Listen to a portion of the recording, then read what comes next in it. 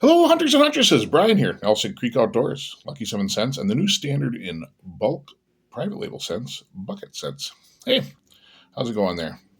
I don't know. I started to try to get more information out here. As I said, I am the foremost expert on synthetic deer scents at this point, and need to get out there and get punched through that bubble marketing, as they say. Uh, Here's you seen some of us. I've looking to do some guest appearances on some other podcasts and stuff, talk about scents. When I post on the group, Facebook groups and stuff, trying to do that, it's hard with the way modern society is and how terrible people are. Yeah. Hey, my post is basically, hey, if you got a podcast, I'd like to come on and talk to you about scents. And the immediate responses you get are just horrible people attacking you because they hide behind a keyboard. And, that's the modern world, I guess, kind of thing. So it's very hard to get out good information because you get immediately attacked. And then, unfortunately, the group owners allow that to happen. They get their little clicks going and all that stuff. And the guy trying to put out the good information is the guy that's the problem, right? That's the way it is. Everybody's so insecure about other people's knowledge at this day and age. And that's because of the low accomplishments and things like that. And I think I've talked about that enough.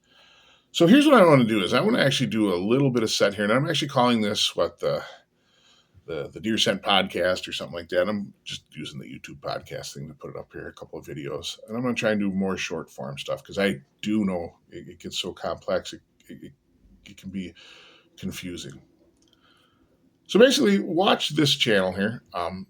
The first one I'm going to do here in just a couple of minutes, I'm going to start doing, you'll see here, is I'm going to talk about scents and just break it down into the many parts that deal with it. Because you can talk about urine and glandular scents for deer, okay, and attracting deer with those things. That's one topic. Then there's hiding your scent from deer.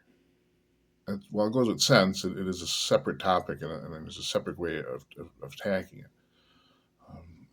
And then there's also food-based scents, which is, again, a little bit different. Not totally, but a little bit. And there's different ways that deer sense different things and what their perceptions are. And there's a lot of information buried in that, and it's very hard to disseminate that information I find in a chat in Facebook because so many people come in there with their fake opinions and their just made up data. We've all heard the stories here. P is P. It doesn't matter who it is. It's all the same. Absolutely false. You think about it, nature developed the system of semiochemical communications where chemicals go between urine and fluids between the individual animals and signaling. All this is worked out by nature first. It's been successful for millennia. To pretend it doesn't exist is just foolhardy. When people start saying that, don't listen to them. It is a real thing. There's chemicals in predator urine that prey detects. There's pheromones in urine that other animals of the same species detect. There's intermone effects where one species can affect another. There are all these effects out there, and they are all real. It's just hard to get the information out while you're the armchair guys. The guy that drives a bus for a living is arguing with the chemist that makes the stuff. I guess they don't even know enough to know they're ignorant.